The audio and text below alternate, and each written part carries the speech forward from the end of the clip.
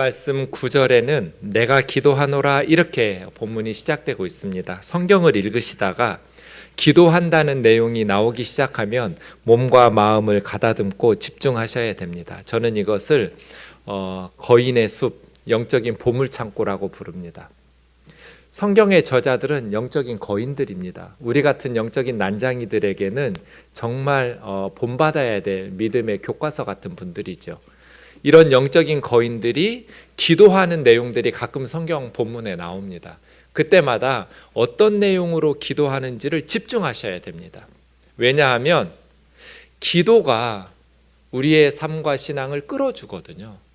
영적인 거인들의 기도를 우리가 배워가면서 우리의 신앙을 키워갈 수 있기 때문에 그렇습니다. 그래서 성경을 읽으시다가 9절처럼 기도하는 내용이 시작되면 특별히 몸과 마음을 가다듬고 집중하면서 이제 보물창고로 들어간다 생각하고 거인의 숲으로 들어간다 생각하면서 묵상하시면 좋겠습니다.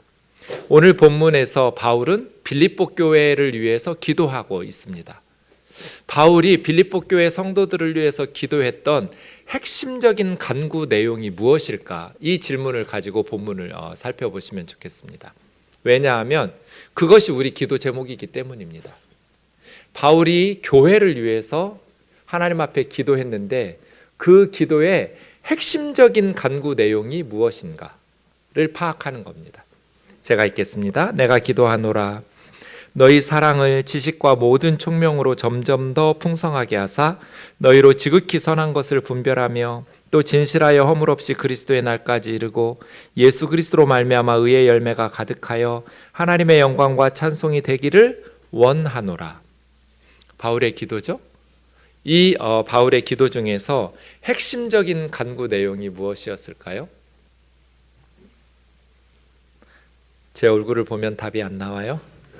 성경을 보셔야 돼요. 바울이 지금 하나님 앞에 뭘 간구한 거예요? 다시 9절 보시면 이 기도문의 핵심은 너희 사랑을 점점 더 풍성하게 해달라는 거였어요. 빌립보 교회 성도들의 사랑이 점점 더 풍성해지기를. 그래서 1번에서 4번까지 10절과 11절의 네 가지 요소는 참된 사랑의 증거들이거든요. 사랑이 점점 풍성해지면 이렇게 돼요. 참된 사랑의 특징들이거든요. 왜 바울은 성도들의 사랑이 점점 더 풍성해지기를 하나님 앞에 기도했을까요? 빌립보 교회의 기도 제목들이 많았어요. 초대교회는 박해적인 상황에 있었기 때문에 그들의 안전을 위해서 기도할 수도 있었고 또 그들은 경제적으로 가난하고 힘든 어려운 교회였어요. 박해 중에서 더 예수님을 믿은 순간부터 사회에서는 어려움을 당했을 거예요. 그들의 경제적인 문제를 위해서 또 그 안에 분쟁이나 여러 가지 문제들도 있었는데 그러한 그들이 당면하고 있었던 현실적인 문제들 여러 가지 많은 문제들 구할 것들이 있었음에도 불구하고 바울은 집중적으로 한 가지를 구해요. 그것이 사랑이 점점 더 풍성해지는 교회, 사랑이 점점 더 풍성해지는 신앙생활을 하도록 기도한 거예요. 왜 그랬을까? 하나님께서 우리에게 가장 원하시는 것이 사랑이 점점 더 풍성해지는 삶이거든요. 올 한 해 우리가 살아왔고 이제 마무리를 향해서 얼마 남지 않은 시간들이 남아있는데요. 올 한 해 동안 우리는 어떻게 살았을까요? 무엇을 위해서 그렇게 열심히 살았을까? 하나님께서 우리에게 원하시던 삶은 무엇일까요? 사랑이 점점 더 풍성해지는 거예요. 요한 1서 3장 23절 같이 읽겠습니다. 시작. 그의 계명은 이것이니 곧 그 아들 예수 그리스도의 이름을 믿고 그가 우리에게 주신 계명대로 서로 사랑할 것이니라. 하나님의 계명, 하나님께서 하나님의 백성들에게 원하시는 게 두 가지예요. 하나님께서 세상 사람들에게 요구하시는 하나님의 계명은 두 가지예요. 첫 번째는 하나님의 아들 예수 그리스도의 이름을 믿는 것. 예수 그리스도의 이름을 믿는다는 건 예수님을 믿는다는 뜻이에요. 예수 믿지 않으면 하나님께서 아무리 사랑하시고 원하셔도, 간절히 원하셔도 천국 백성이 될 수 없어요. 자식이 멸망하고 있는데 그 자식이 아무리 세상 사람들이 부러워하는 부귀영화를 누린다고 해서 행복할 부모는 이 세상에 없어요. 자식이 죽어가고 멸망의 길을 가고 있는데 남들이 부러워할 만한 것들, 업적들을 이룬다고 해서 기뻐할 부모가 어디 있겠어요? 하나님도 똑같아요. 하나님은 세상 모든 사람들이 천국 가기를 원하세요. 하나님은 세상 모든 사람들이 다 하나님의 나라에, 천국에 들어오시기를 원하세요. 그래서 예수 그리스도를 믿기를 원하세요. 하나님이 사람들에게 원하시는 첫 번째 계명은 예수님 믿는 거예요. 그리고 두 번째, 예수님을 믿는 성도들에게 하나님 원하시는 것, 예수님이 우리에게 주신 계명대로 서로 사랑하면서 사는 거예요. 지금 저와 여러분의 가장 중요한 기도 제목은 뭐예요? 여러분 기도하실 때마다 뭐부터 기도하세요? 사랑이 점점 풍성해지기를. 이게 가장 중요한 기도 제목이 아니셨다면 오늘부터 바꾸세요. 이것이 우리의 삶의 가장 중요한 기도 제목이에요. 하나님, 제가 새해에는 사랑이 점점 더 풍성한 삶을 살게 해주세요. 우리 가정이 사랑이 점점 더 성숙하고 풍성한 가정 되게 해주세요. 우리 부부가 사랑이 점점 더 풍성한 관계, 그러한 사귐을 발전시켜 나가는 부부 되게 해주세요. 부모와 자식들이 사랑이 점점 더 풍성해지게 해주세요. 우리 우면동 교회가 사랑이 점점 더 성숙해지고 풍성해지는 교회가 되게 해주세요. 우리 나라가 사랑이 점점 더 풍성한 나라가 되게 해주세요. 이거보다 더 중요한 기도 제목이 있어요? 오늘 본문에서 바울의 기도 제목의 핵심은 너희의 사랑이 점점 더 풍성해지기를, 이거였어요. 그럼 중요한 질문 이거예요. 어떻게 사랑이 점점 더 풍성해질 수 있는가? 바울은 필드 사역자예요. 그냥 연구실에서 이론적으로 그냥 옳은 말 쓰는 사람이 아니에요. 직접 목회하고 선교하던 목회자이고 선교사예요. 그래서 어떻게가 항상 있어요. 당연히 하나님이 우리에게 원하시는 것은 서로 사랑하면서 사는 거니까 너희의 사랑이 점점 더 풍성해지기를 기도하고 있다, 이렇게 말할 수 있죠. 근데 필드 사역자는, 현장의 목회자들은 그럼 어떻게? 라는 질문을 해요. 어떻게? 어떻게 해야 우리의 삶 속에 사랑이 점점 더 풍성해질 수 있을까요? 9절에 뭐라고 되어 있어요? 지식과 모든 총명으로. 처음에 제가 이 말씀을 보았을 때 너무 놀랐어요. 저의 생각과 너무 달랐기 때문이에요. 제가 생각할 때는 사랑이 점점 더 풍성해지려면 뜨거운 열정, 이런 건 줄 알았어요. 감정적일 거라고 예상했어요. 성경은 한 번도 그렇게 말씀하지 않아요. 사랑이 점점 더 풍성해지려면 뜨거운 열정이 아니라 지식과 총명이에요. 진정한 사랑의 성숙과 발전은 지식과 총명으로 점점 더 풍성해져요. 지식이 무엇이고 총명이 무엇일까? 김세윤 박사는 지식은 일반적인 깨달음이고 총명은 구체적이고 실질적인 통찰력과 지혜라고 그랬어요. 성경에서 지식이라는 단어가 사용된 구절들을 보니까 하나님에 대한 지식, 하나님을 아는 것이 지식의 근본이라고, 이런 걸 지식이라고 그래요. 또 지식은 복음의 진리를 아는 것, 그리고 세상에 대해서 올바른 견해와 지식을 가지고 있는 것, 그리고 윤리에 대해서 바른 지식을 가지고 있는 것, 뭐 이런 식으로 성경 구절이 쓰여 있었어요. 그에 비해서 총명이라고 번역된 단어는 그 지식을 구체적인, 실질적으로 적용할 때 사용하는 통찰력이에요.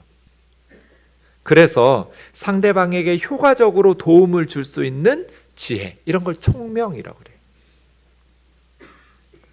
지식은 있는데 상대방에 대해서 지혜롭게, 유익하게 이야기를 하지 못해서 오히려 상처를 줄 때도 많잖아요. 총명이 부족하기 때문이에요. 마음으로는 자녀들을 다 아끼고 사랑하죠. 그런데 왜 부모 자식 간의 사랑의 사귐이 발전하지 못하고 자꾸 어긋날까요? 총명이 부족하기 때문이에요. 효과적으로 아이들에게 사랑을 전달할 수 있는 지혜가 부족하기 때문이에요. 그래서 사랑의 사귐은 지식과 총명으로 발전해요. 뜨거운 열정만으로 발전하는 게 아니에요. 감정도 중요하지만 더 중요한 것은 지식과 총명이에요. 여러분, 믿음이 좋아진다는 게 뭘까요? 영적으로 성숙해진다는 건 무엇일까요? 그 사람은 참 믿음이 좋은 사람이야. 보통 우리 어떤 사람을 믿음이 좋다고 말하나요? 대개 성도님들은 업적이 많은 사람을 믿음이 좋다고 해요. 기도 많이 하고 예배 열심히 드리고 봉사 많이 하고 전도 많이 하는 것. 근데 그건 꼭 영적으로 성숙하지 않을 수도 있어요. 믿음이 좋아진다, 영적으로 성숙해진다라는 것은 업적이 많아지는 것이 아니라 관계가 좋아지는 거예요. 하나님과의 관계가 좋은 사람이 믿음이 좋은 사람이에요. 하나님과의 관계가 좋으면 이웃과의 관계도 좋아져야 돼요. 나 자신과의 관계도 좋아져야 되고 피조 자연 세계 만물과도 관계가 좋아져야 돼요. 관계가 좋아진다라는 말을 사랑이 점점 더 풍성해진다고 그래요. 사랑이 점점 더 풍성해진다는 게 무슨 뜻이에요? 관계가 좋아진다는 뜻이잖아요. 하나님께서 우리에게 원하시는 것은 사랑의 사귐이 발전하는 거예요. 관계가 좋아지는 거.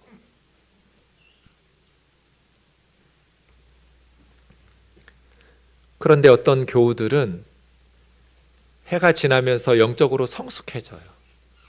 그런데 안타깝게도 많은 교우들은 계속해서 미성숙한 그리스도인으로 머물러 있어요. 이 두 사람의 차이점은 뭘까요? 왜 어떤 사람은 영적으로 점점 성숙해지는데 왜 어떤 사람은 수십 년씩 예수님을 믿고 교회를 다녀도 계속 미성숙한 그리스도인으로 머물러 있을까요? 이 두 사람의 차이점은 뭘까요? 히브리서 5장 11절에서 14절에서 그 답을 찾을 수 있어요. 히브리서는 멜기세덱이라는 사람을 설명해야 이해할 수 있는 성경이에요. 멜기세덱을 알아야 히브리서라는 성경을 알 수 있어요. 매우 중요한 사람이에요. 히브리서에서 이야기하려고 하는 내용에 있어서 멜기세덱이라는 사람은 중요한 인물인데 이제 멜기세덱에 대해서 설명하려고 보니까 이 편지를 읽고 있는 성도들이 성경에 대한 지식이 너무 없어요. 그래서 예수 믿은 때가 오래되어서 너희가 다른 사람을 가르쳐야 할 선생이 되어 있어야 될 게 마땅한데 아직도 다시 누구에게 하나님 말씀의 초보를 배워야 될 영적으로 미성숙한 그리스도인이라고 책망하면서 단단한 음식은 먹지 못하고 젖이나 먹어야 되는 갓난아이 같은 신앙인이라고 꾸중을 해요. 그러면서 13절 14절에 보면 젖을 먹는 자마다 어린아이고 의의 말씀을 경험하지 못한 자인데 단단한 음식을 먹는 것은 이제 장성한 성인의 성숙한 그리스도인의 것이잖아요. 그런데 단단한 음식을 먹는 장성한 그리스도인의 특징이 뭐냐면 지각을 사용함으로 연단을 받아 선악을 분별하는 거예요. 그러니까 젖을 먹는 영적으로 미성숙한 사람들은 지각을 사용하지 않아요. 생각을 사용하지 않아요. 그래서 열심히는 해요. 봉사도 열심히 하고 예배도 열심히 나오고 기도도 열심히 하고 헌금도 열심히 하고 그런데 영적으로 자라나지를 못해요. 왜요? 지각을 사용을 안 해요. 머리를 감을 때만 써먹어요. 생각을 안 해요. 교회 오면. 그런데 장성한 사람들, 단단한 음식을 먹는 영적으로 성숙해지는 사람들의 특징은 뭐냐? 지각을 사용해요. 그래서 훈련이 돼요. 연단을 받아서 선악을 분별하는 지혜를 가져요. 이게 성숙한 사람들이에요.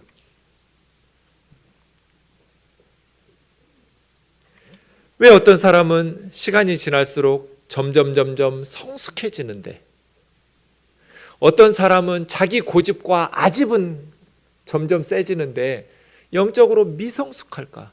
영적으로 미성숙하니까 가는 곳마다 선한 영향력을 끼치지를 못해요. 가는 곳마다 트러블 메이커가 돼요. 영적으로 성숙해지면 시간이 지날수록 부부관계가 좋아질 거예요. 부모와 자식 사이가 좋아질 거예요. 성숙해지니까요. 영적으로 성숙해지면 교우들과의 관계가 좋아지고 학교에서든 직장에서든 다른 사람들과의 관계가 좋아질 거예요. 그래서요. 교회는 덮어놓고 순종하면 안 돼요. 지각을 사용하면서 순종해야 되고 기쁘게 순종해야 돼요. 왜? 그게 옳으니까. 목사님이 예배 시간에 설교했으니까가 아니라 그 설교한 내용이 성경을 바르게 해석했으니까 그것이 옳으니까 기쁘게 순종하는 거지, 내가 볼 때 아닌 것 같은데 틀린 것 같은데 순종하라니까 그냥 억지로 순종하는 것, 그것은 지각을 사용하는 게 아니에요. 그렇게 신앙생활하니까 예배당을 다녀야 되는데 바보당을 다니게 돼요. 세상에서는 그렇게 똑똑한데 교회만 오면 바보들이 돼요. 지각을 사용하지 않아요. 자기 의견을 말하면 목이 뻣뻣하다고, 교만하다고, 자식들이 저주를 받을 거라고, 주의 종을 대적하면 벌 받는다고, 이런 식으로 거짓말들을 하니까 지각을 사용을 안 하고 선악을 분별하는 지혜가 없어서 세상 사람들로부터 교회가 이상한 비이성적인 집단으로 손가락질을 받잖아요. 그건 진정한 사랑의 발전의 걸림돌이 돼요. 사랑이 점점 더 풍성해지려면 지식과 총명을 발전시켜야 돼요. 하나님의 말씀을 바르게 배우고 성경을 바르게 배워서 지각을 사용하고 훈련이 되고 선악을 분별하는 지혜가 있어야 돼요. 그래야 사랑이 점점 더 풍성해질 수 있어요. 10절과 11절에서는 말씀드린 것처럼 진정한 사랑의 4가지 특징을 말해요. 4가지 단계라고 말할 수도 있어요. 첫 번째 단계가 뭐예요? 너희로 지극히 선한 것을 분별하며, 이것이 사랑의 첫 단계예요. 지극히 선한 것을 분별하는 것. 지극히 선한 것, NIV 성경은 베스트라고 했어요. 베스트. 굿이 아니에요. 베스트예요. 가장 좋은 것이 무엇인지를 분별하는 것. 정말로 중요한 것이 뭔지, 우리 인생에서 진정으로 의미 있고 가치 있는 것들이 무엇인지를 분별해야 사랑할 수 있어요. 분별하라는 말은 시험해보고 그것이 선한 것으로 드러난 것은 인정하고 그것을 붙잡고 살아가는 것. 지극히 선한 것이 무엇인지, 자녀들을 사랑한다라고 말할 때 우리 아이들에게 지극히 선한 게 무엇인지 분별력이 있어야 부모가 제대로 사랑해 줄 수 있을 거잖아요. 아이들에게 우리 부모들이 하는 역할이 사랑으로 한다고 말하지만 그것이 진정한 사랑인가? 정말 아이들에게 유익한가? 로마서 12장 9절 같이 읽겠습니다. 시작. 사랑에는 거짓이 없나니 악을 미워하고 선에 속하라. 이 속하라는 클라우라는 말은 꽉 붙잡는 거예요. 밀착하다, 접착하다, 달라붙다. 그러니까 표준 세번역이 원문을 잘 살려서 번역했어요. 사랑에는 거짓이 없어야 합니다. 악한 것을 미워하고 선한 것을 굳게 잡으십시오. 사랑하라면서 미워하래요. 네, 그것이 사랑이에요. 사랑하라면서 미워하라고요? 네. 진정한 사랑은 악한 것을 미워하는 거예요. 선한 것을 굳게 붙잡는 게 사랑이에요. 뜨거운 감정이 아니에요. 성경이 말하는 사랑은 뜨거운 열정이 아니라 악한 것은 미워하고 선한 것은 굳게 붙잡는 거예요. 그러려면 지극히 선한 것이 무엇인지를 분별하는 지혜가 있어야죠. 통찰력이 있어야 돼요. 두 번째 단계는 뭐예요? 진실하여 허물 없이 그리스도의 날까지 이르는 것. 그리스도의 날이라는 것은 재림의 날 혹은 주님의 재판석에 가는 거예요. 그리스도인들은 항상 그 시간을 생각해야 돼요. 언젠가 우리 죽을 거잖아요. 아니면 우리 생전에 주님이 다시 재림하시면 주님의 심판대 앞에, 재판석 앞에 설 거예요. 우리 각자. 그때 주님 앞에 어떤 모습으로 서 있을 것인가? 내가 주님 앞에 갔을 때 진실하여 허물 없이 살았다고 인정받을 수 있을까? 허물 없다라는 것은 걸림돌이 되지 않았다는 뜻이에요.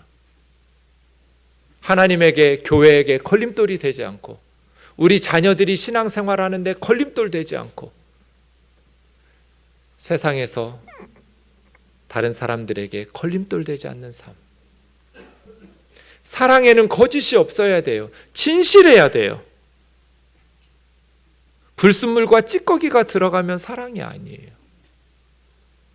사랑을 가장해서 위선적으로 다른 사람을 이용해 먹는 건 그건 진정한 사랑이 아니에요. 사랑이 풍성해지려면 진실해야 돼요. 거짓이 없어야 돼요. 허물이 없이 그리스도의 날까지 이르는 것. 이게 두 번째 단계예요. 세 번째 단계는 예수 그리스도로 말미암아 의의 열매가 가득한 거예요. 우리는 예수 그리스도의 십자가의 은혜를 힘입어서 죄사함 받고 하나님의 자녀, 하나님의 백성이 되었어요. 이제 예수 그리스도의 은혜로 말미암아 하나님의 백성이 된 우리는 예수 그리스도의 말씀에 순종하면서 의의 열매를 맺어야 돼요. 하나님과 사람들에게 의로운 열매들이 가득해져야 돼요. 이게 진정한 사랑이에요.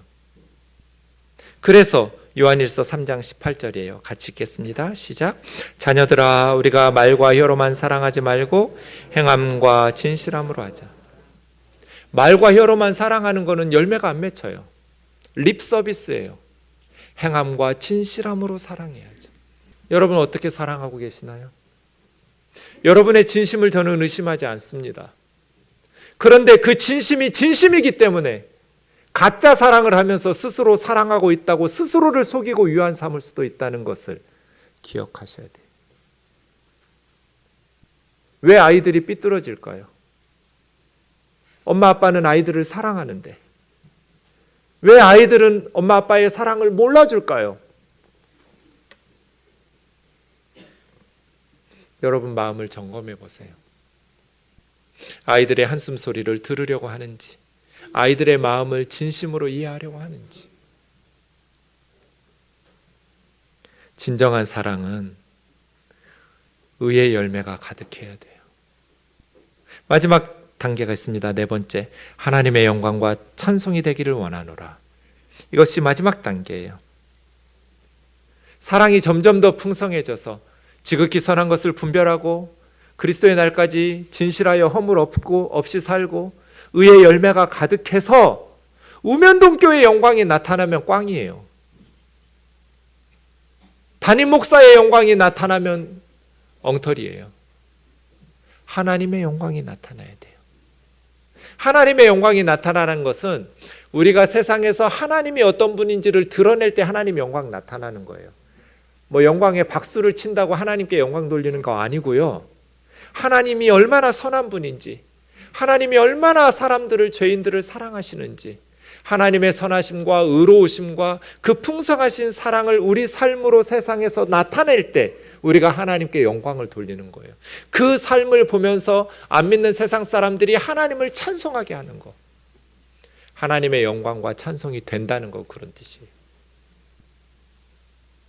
지극히 선한 것이 무엇인지 분별하고 진실하여 허물 없이 그리스도의 날까지 이르기를, 그리고 예수 그리스도로 말미암아 선하고 의로운 열매들이 가득 맺혀가는 삶을 살아가면서 하나님께 영광을 돌리고 하나님을 세상 사람들이 찬송하게 하면서 우리가 살아갈 때 사랑이 점점 더 풍성해지는 거예요.